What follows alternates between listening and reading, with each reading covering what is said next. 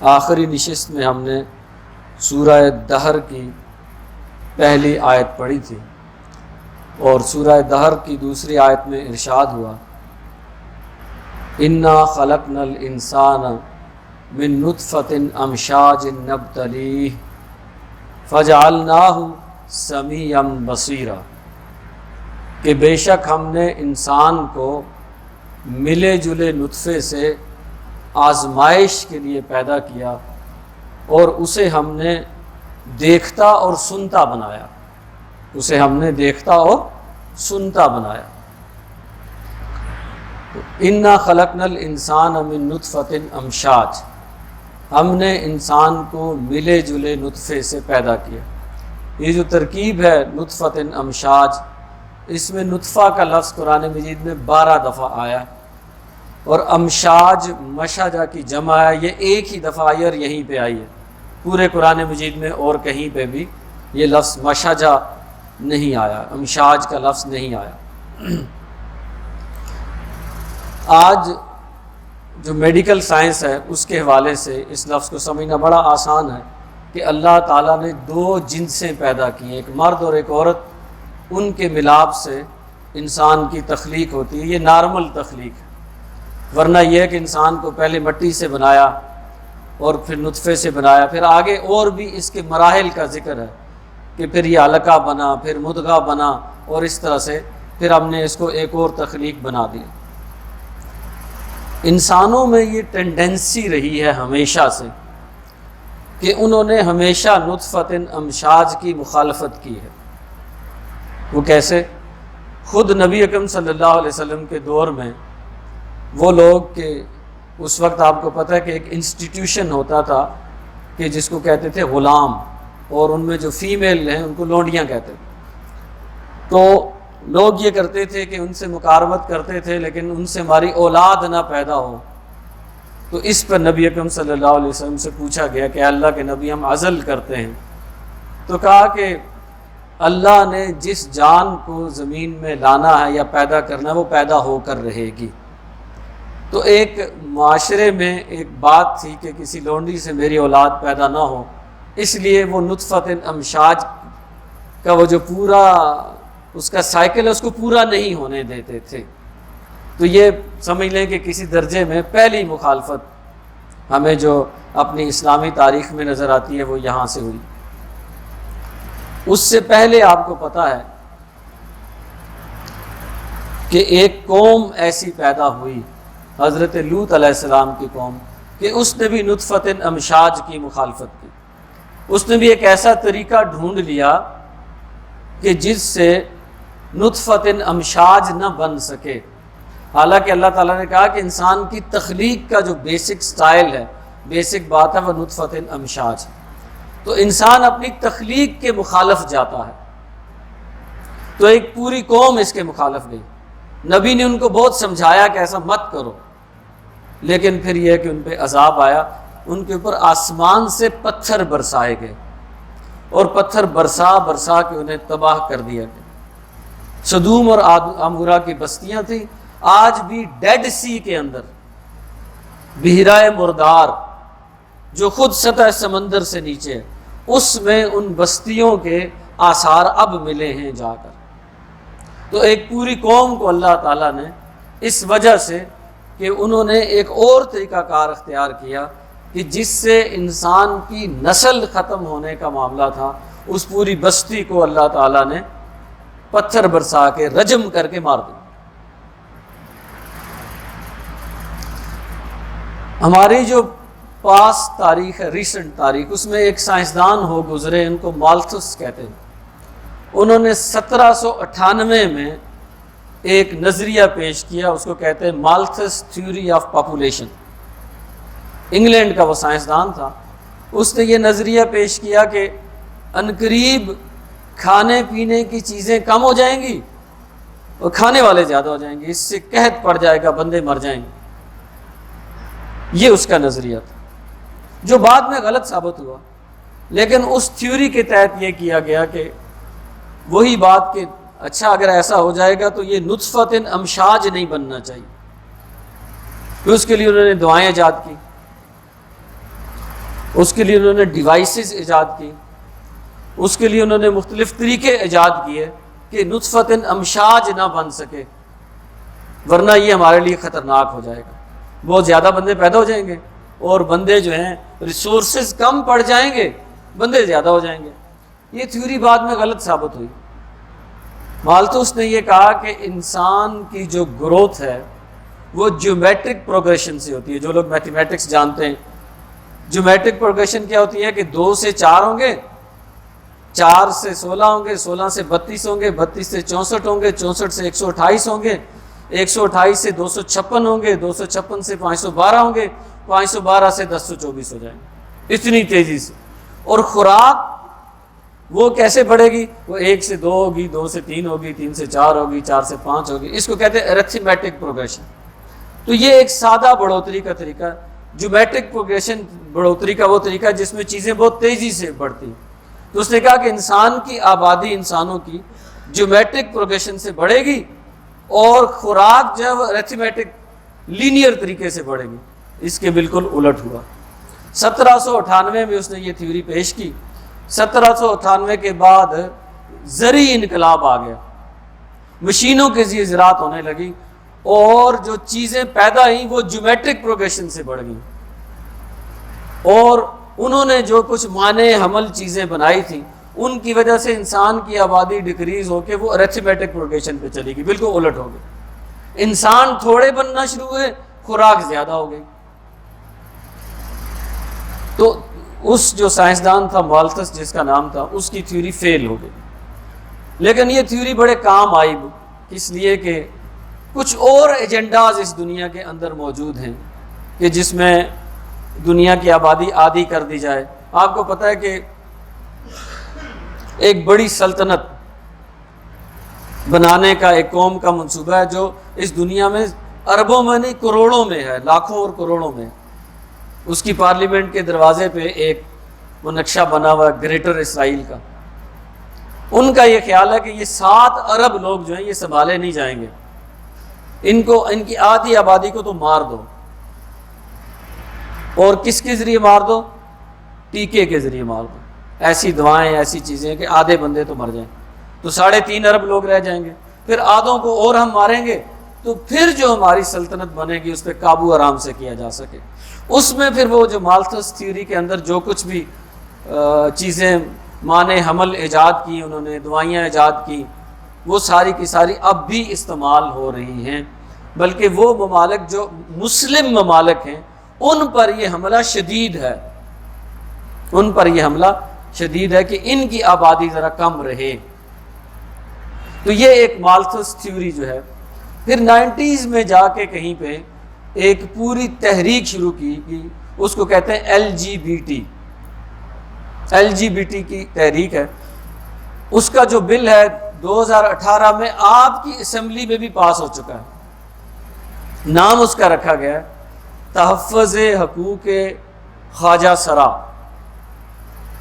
اس پہ بل بنا ہے، وہ پاس ہو گیا ہے۔ پاس اس لیے ہو گیا ہے کہ اوپر سے آقاؤں نے بھیجا ہے، انہوں نے کس روک کے ہر چیز پاس کرا لینی ہم سے، ہم نے پاس کر دینی۔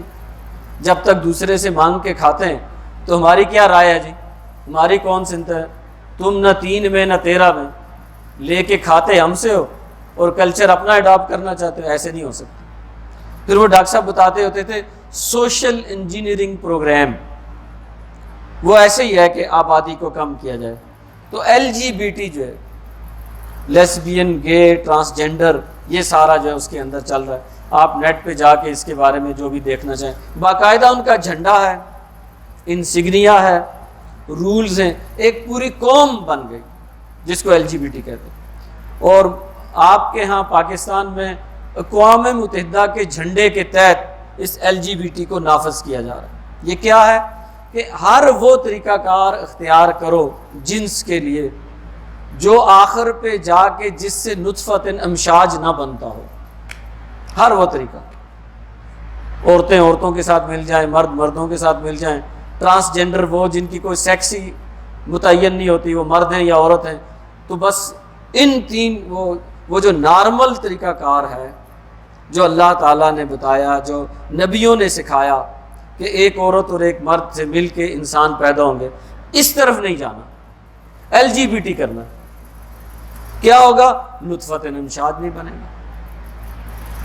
اب آپ دیکھ لیں کہ پوری دنیا جو ہے مل کر اگر LGBT ہو جائے تو بندے تو گئے نا، پھر آدم کی اولاد اور مطلب ایک نظریہ ہے کہ اگر سارے لوگ LGBT ہو جائیں تو کیا ہوگا؟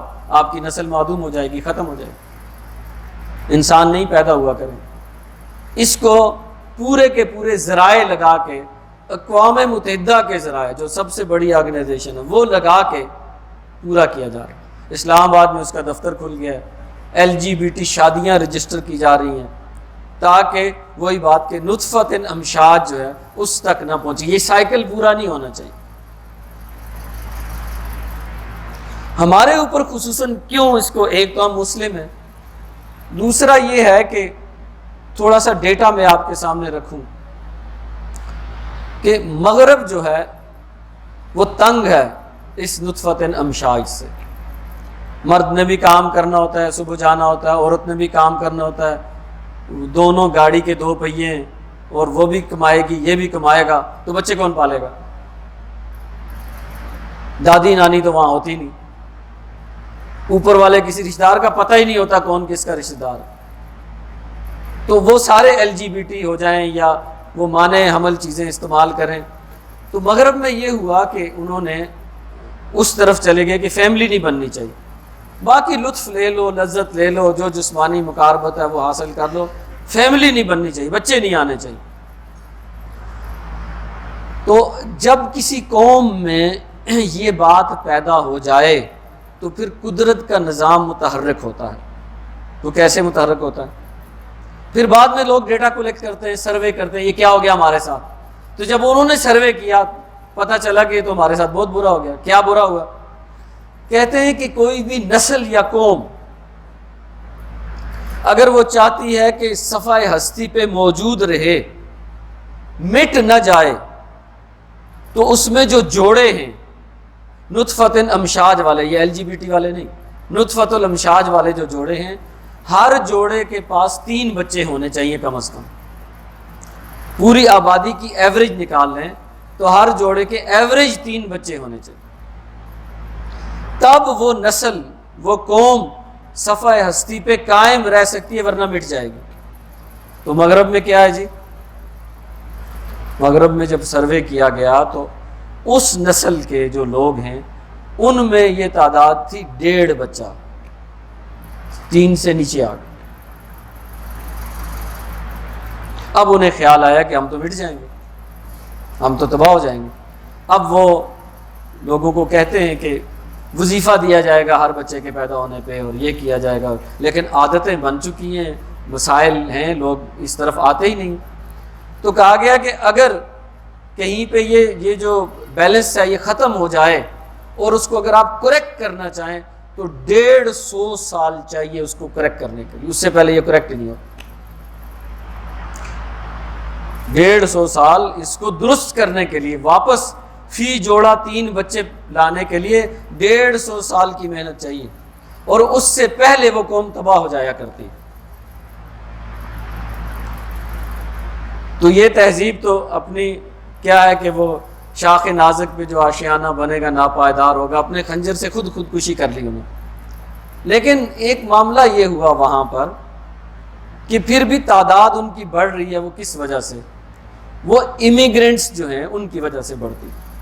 یہ جو ہمارے لوگ مغرب میں جاتے ہیں نا، ان کے ہاں فی جوڑا جو بچے کی تعداد ہے وہ 1.5 بچہ ہے، 3 ہونا چاہیے۔ تو ہمارے جو لوگ ادھر سے جاتے ہیں وہاں جا کے آسودہ ہو جاتے ہیں، ڈالر کماتے ہیں، محنتیں کرتے ہیں، تو آپ کو پتہ ہے کہ ان کے ہاں بچوں کی تعداد کیا ہے؟ 8 بچے فی جوڑا۔ کتنے جی؟ 8 بچے فی جوڑا۔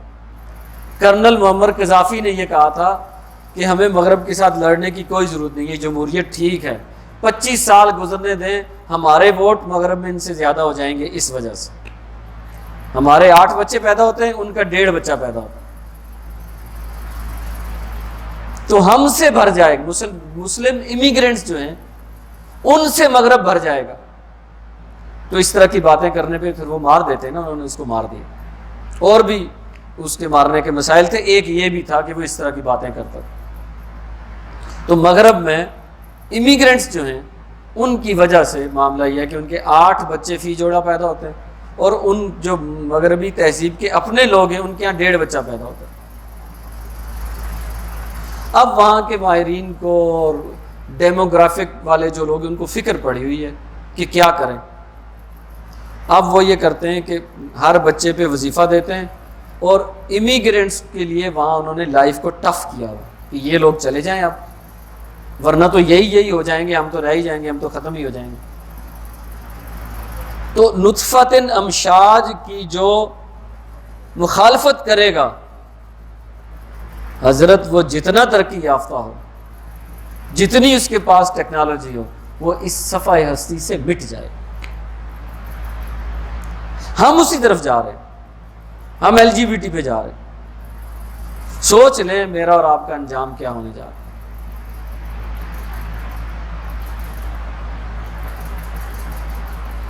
ہم سے پہلوں کا جو انجام ہوا وہی ہمارا بھی ہوگا۔ یہ نہیں کہ ہم کلمہ پڑھتے ہیں تو اللہ تعالیٰ ہمارے ساتھ اس کی قرآن مجید کی ان الفاظ کی مخالفت پہ اللہ تعالیٰ ہمیں وہ سزا نہیں دے گا جو ان کو دی، وہی دے گا اور ہم مٹ جائیں گے۔ نبی اکرم صلی اللہ علیہ وسلم نے ارشاد فرمایا، ایسی عورتوں سے شادیاں کرو جو زیادہ بچے پیدا کرنے والی ہوں، تاکہ میں اپنی نسل کے زیادہ ہونے کی وجہ سے قیامت کے دن باقی انبیاء پہ فخر کر سکوں۔ آپ صلی اللہ علیہ وسلم نے تو یہ ارشاد فرمایا۔ لیکن یہ جو جدید معاشی اور اقتصادی مسئلہ ہے جس میں دونوں کو گھر سے نکلنا پڑتا ہے، وہ پھر کیا کریں گے؟ وہ تو ایوائڈ کریں گے نا نطفۃ امشاج کو۔ وہ تو پھر یہاں وہ اشتہار چلتے ہیں آپ کے ٹیکے والے، گولیوں والے سارے، تو وہ کتنا پیسہ خرچ کر کے آپ کا میڈیا وہ اشتہار چلاتا ہے، آپ کو اسی طرف لگائے۔ وہ کہتے ہیں کہ بات کرو گے تو بات بنے گی نا، کیونکہ اب یہ ایسا موضوع ہے کہ اس پہ بات تو نہیں کی جا سکتی۔ وہ کہتے ہیں نہیں کرو بات اس پہ، اور تم بھی اسی طرح ہو جاؤ جیسے مغرب جو ہے وہ کر رہا ہے۔ یہ ہے ایک لفظ نطفۃ امشاج کی مخالفت کرنے سے قومیں کی قومیں، نسلیں کی نسلیں صفحہ ہستی سے مٹ جایا کرتی۔ اور قرآن مجید کے جو باقی الفاظ ہیں ان کا بھی یہی حال ہے۔ یہ تو مثال کے طور پہ آپ کے سامنے جو باقی الفاظ ہیں قرآن مجید کے، جو احکامات ہیں اس کے، جو ڈوز اینڈ ڈونٹس ہیں اس کے، اگر ان میں سے کسی کی مخالفت کی جائے گی تو اللہ کا جو نیچرل قانون ہے، قانون الہی، وہ حرکت میں آئے گا، اور ہمیں بعد میں پتہ چلے گا کہ کیا ہو گیا ہمارے ساتھ۔ تو اس لیے قرآن مجید کے کسی بھی لفظ کی عملاً مخالفت نہ کریں، بربادی، تباہی اور ہلاکت کا سامان بنتا ہے اس۔ تو فرمایا کہ ہم نے انسان کو پیدا کیا نطفہ امشاج سے۔ کیوں پیدا کیا؟ تاکہ یہ نبتلیہ، اس کو آزمائیں۔ تو پھر یہ ہے کہ ہم نے اسے دیکھتا اور سنتا بنایا۔ کس لیے بنایا؟ تاکہ آزمائیں اس کو۔ تو انشاءاللہ اگلی نشست میں پھر ہم نبتلی سے آگے بات کریں گے کہ کیا معاملہ ہے۔ اللہ تعالی ہمیں سمجھنے اور عمل کرنے کی توفیق عطا فرمائے۔ اقول قولی ھذا واستغفر اللہ لی ولکم ولسائر المسلمین والمسلمات۔